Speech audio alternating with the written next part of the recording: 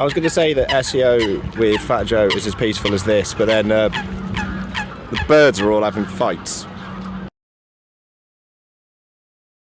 Did you know that Google personalizes many searches by city and Also Asked is the only tool to access live People Also Ask data at city level? Try for free at alsoasked.com. Tired of SEO guesswork? Quadra's AI agent goes deeper to uncover high-impact optimizations and completes hours of SEO in minutes. Get started now.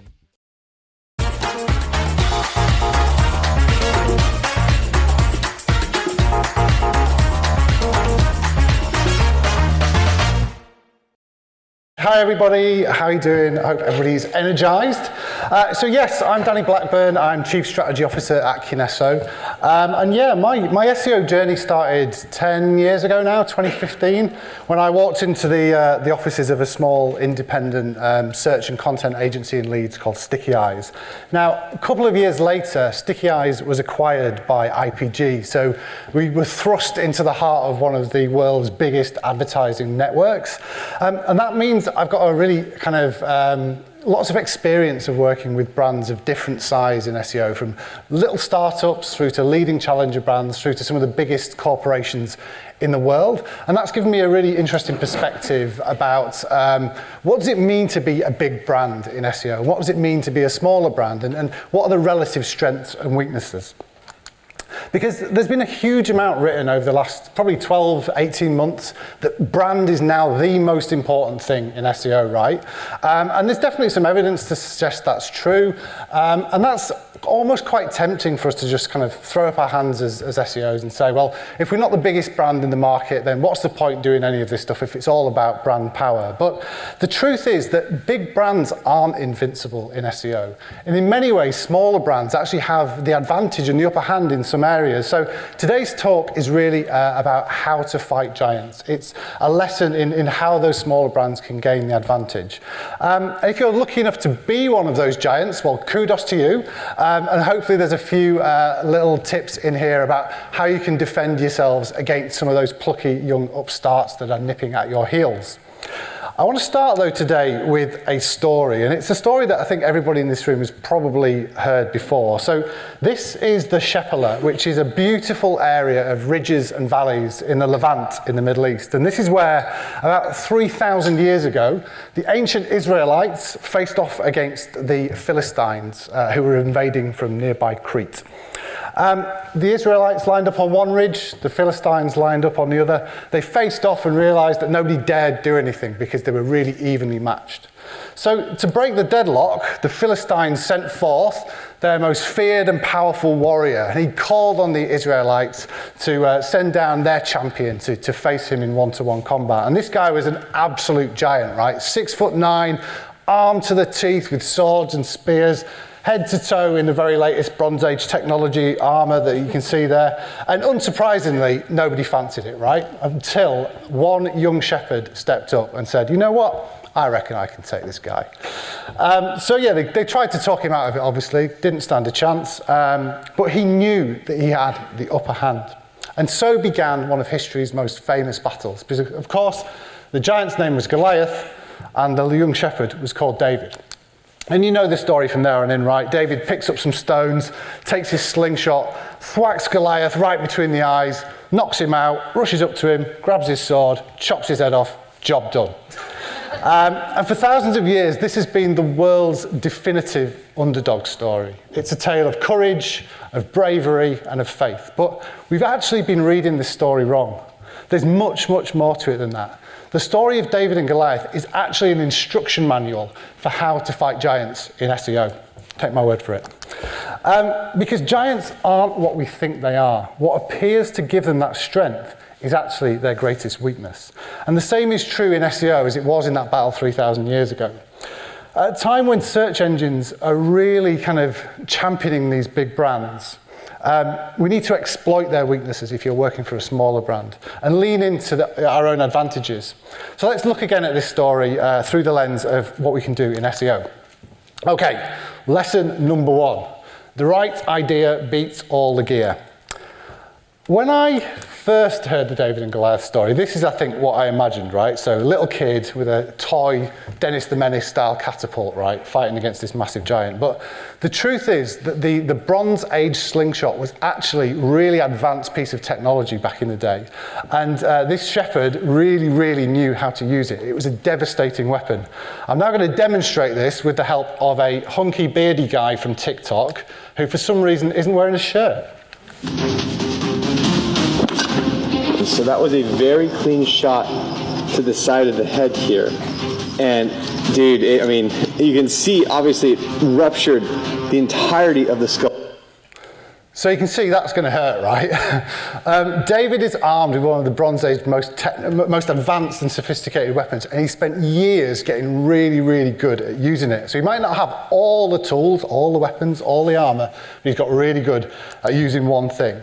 So if you're a smaller brand, you don't need all of the technology in the world. You just need the right tech, and you need to get really, really good at using it. 53% of business tools are unutilized or underutilized. And there are some absolutely amazing tools on the market. We're really blessed as SEO practitioners that there are so many amazing tools out on the market. And I also know that a lot of the really good SEO agencies who are here are developing their own really, really effective proprietary technology to supplement these third-party tools, to fill some gaps and to find those niches. So in my experience, big brands really struggle to implement this kind of tech, and they struggle to implement it quickly, crucially. So they have long-term contracts in place, their procurement processes can be really long and tortuous, they have inflexible SLAs, and this gives smaller brands and smaller agencies a real advantage, particularly at a moment in time when tech is changing incredibly quickly. Everything is changing in search at the moment. You'll have heard this in probably every talk that you've heard here this last couple of days.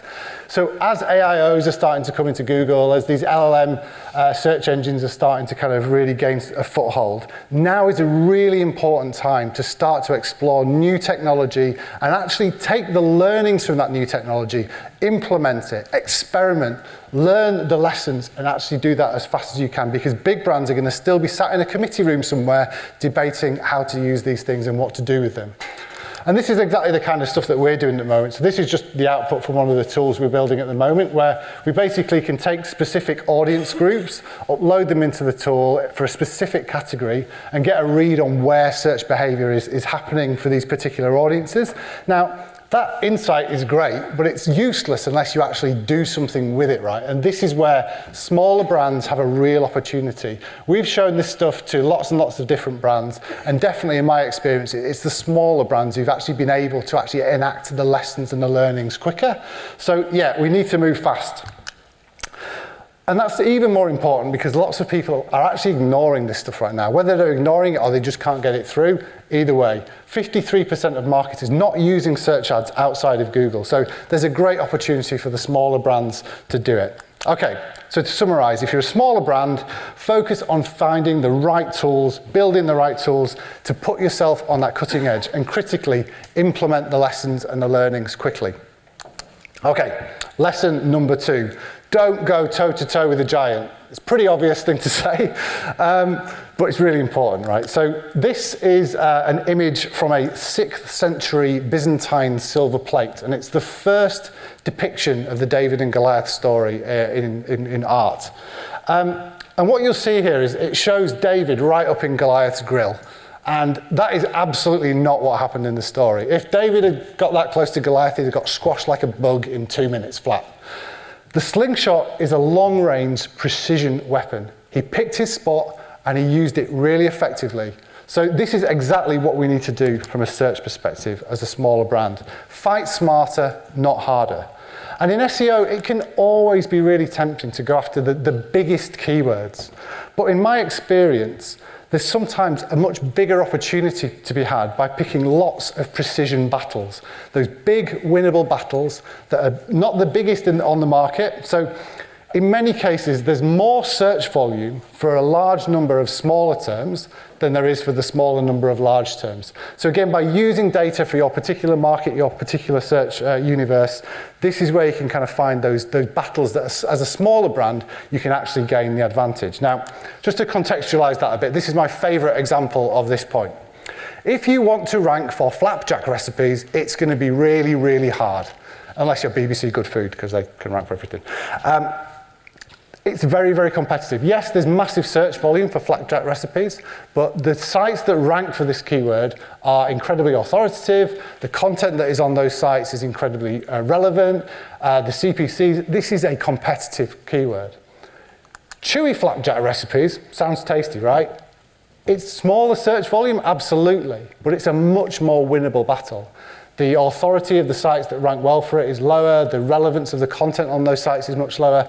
So this is an area that is going to be a lot less competitive. So by picking these kind of battles at scale, as a smaller brand, you can start to pick them off really strategically at scale across the whole keyword set and gain a competitive advantage in that way. So don't go toe-to-toe, fight smarter, find the right opportunities where you can get a foothold. Okay, lesson 3. Apply existing skills in new ways. So as I think we've already established, David was not a warrior, he was a shepherd. He spent most of his days chilling out in the field, looking after his sheep and his goats, playing his harp, and occasionally, he had to get his slingshot out and whack a lion in the head with it, right? And that's related to digital PR skills. We've been doing digital PR as SEOs forever, right? It's been a really important plank of what we do. And we've been doing that, though, of course, primarily from like a link building perspective. In a world where brand now matters more than links, it's a simple pivot to take this and move it into a new area, just like David did. The skills that he'd learned in that field are now being applied into a new context, and that's exactly what we should be doing from a digital PR perspective. Because not every brand can do the kind of Don Draper £5 million TV campaign. If you want to try pitching one of those as part of a central plank of your SEO strategy, give it a shot. I'd love to hear how you get on. Don't think you'd be massively successful, but yeah, love to hear it otherwise. And this is really where PR can come in. PR, pound for pound, is the most effective and valuable way to build a brand. Don't take my word for it. Bill Gates believes this as well. And there's huge amounts of evidence that proves that building brand in really specific ways can really kind of turbocharge organic search performance. This is data from the financial services sector. And what we did here is basically look at product areas where there was a high level of brand plus product demand. So when the brand was synonymous with a number of products, and then other areas where there was low brand plus product demand. And what was really clear in the data is that in those areas with high levels of brand and product demand, the non-brand, pure non-brand performance was much, much, much stronger. So by building brand in that way, using PR around specific product areas, you can have a tangible and impactful results in terms of your non-brand performance. And that means we really need to reframe what PR means to SEO. Again, moving from doing PR for link building purposes to doing PR from a brand building purpose. So moving away from link-based KPIs to more brand entity KPIs, particularly important in this new kind of AI world of search. Moving away from thinking about links to product pages to brand fame for relevant products. From earned link building to earned, shared and paid brand building. And from brilliant ideas to, well, more brilliant creative ideas. That is still absolutely critical and all important because it really, really does work. PR can cost not very much. This is just a little activation that we did for Quorn a few months back, and it can deliver disproportionate results with incredible coverage on national newspapers and huge reach among the audience. So those skills that we've learned in digital PR, absolutely critical, absolutely valid in this new world and can really help brands, smaller brands punch above their weight. Okay, this is the final lesson from me today. Giants can be slow, find a way to be faster. So going back to the David and Goliath story, there's lots of evidence in the original telling of it that Goliath was not particularly fast, right? So he's lumbering onto the battlefield. He's helped by an assistant who's carrying his shield and his spear and his sword. He yells to David, "Come to me," as if he kind of can't be bothered to go and chase him because he's too slow. He's big, He's bad, he's really scary, but he's not fast. And this is just the natural way of the world, right? Big things are slower than small things. This is a really cool graph, which basically shows the relative speed of an animal based on the size of its body. And as you can see, the bigger a thing is, the slower it is. And in my experience, that is true in business, that is true in SEO. It's also true in my own triathlon career, but you don't need to hear about my weight loss struggles. There are lots of reasons why it's hard to get SEO done in big businesses. And I've seen this time and time again. They have very complex processes. They have lengthy approvals where there might be dozens of people involved in that. Every single one of those people with the ability to say no to something. And they're often incredibly risk averse. So anything that represents even a sniff of risk will get shut down straight away. And this has been the death of so many different SEO initiatives, from technical fixes through to content campaigns, through to digital PR. But every time I hear this kind of stuff, and I've heard it from internal teams, I've heard it from agency teams, it's the same old story. They won't implement the things that we told them they need to do. And it really makes me want to punch myself in the face, because SEO isn't about writing documents and making recommendations. It's about collaborative working with the business to actually get this stuff done. Writing it in a document doesn't mean anything. Getting it done and delivering the results is what really, really matters, and that's where we have to focus. And the fastest way to get that done is to get the boss on side. And again, that is much, much, much easier to do with a small business than it is with a really, really big corporation. But it's absolutely worth the time investing in it. And businesses know this is a challenge, right? 34% of business leaders say that poor communications with their marketing team is costing them financially. But it's stuff that we can actually work on. So these are the three things that we typically recommend that we need to do to take down some of those internal barriers. So really put the time into building that business case. Work out in pounds and pence how much money is being wasted, how much money is being left on the table by not doing these sorts of SEO initiatives, and drive those messages home. Prioritize the actions. If you can do one thing quickly that has a high impact, that's relatively easy, and just show a bit of green shoots, a little bit of success quickly, you'll start to see that you get a yes answer more than a no answer. And find workarounds. Again, I've seen too many times people delivering these kind of recommendations document and thinking that is the end of the job. This is really where the work begins. And in my experience in agency life, this is where really, really good client service people can literally be worth their weight in gold. Invest the time in finding these workarounds. This is just one example of where we've done this with one of our clients. And again, really just investing that time in improving the value, working with data scientists to do the forecast and to really demonstrate what it's actually going to deliver on a long-term basis. We've also put a lot of time into training our people to think like a CFO. I think there's a temptation in SEO particularly, when there's a lot of deep expertise in the craft itself, for people to get so hung up on the craft metrics, on all the three-letter acronyms that we like to talk about. But thinking like a CFO, understanding the language of the boardroom is absolutely critical. Building relationships, again, if there's one thing I would recommend that you do from this talk, that is it. Investing time working with the C-suite to build those personal relationships so they understand the value, you understand their problems as well.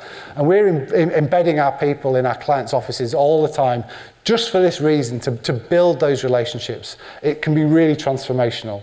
We try to reinforce the message all the time, and we're also training client-side teams to events like this to really understand what the true value of SEO is. And when you get that right, it can be really transformational. So for this client in question, that resulted in a 70% growth in non-brand organic traffic. And it also resulted in a 110% increase in SEO investment. So it's win-win, it's good for them, it's good for us, it's good all round. So giants can be slow, find a way to be faster. Invest the time and energy in making sure that the C-suite really understands the true value of SEO. So that is basically it from me today. 4 3,000-year-old tips about how to fight giants in SEO. Find and master the latest tech. Use the best weapon, always stay on the forefront of technology. If you do that, you can get an advantage over those big brands. Use data to pick the right battle. Really, really find those quick, winnable battles that you can win based on where you are in your evolution and in your market. Use those PR skills that we've honed after so many years in doing link building to start to build brand in a very specific way. Build fame around the products and services that you sell. And invest in getting the boss on board. Spend the time making sure that they understand what this truly means for them. So that's it. That's a wrap. I hope I've given you confidence to go and pick some fights with some giants. Thanks very much.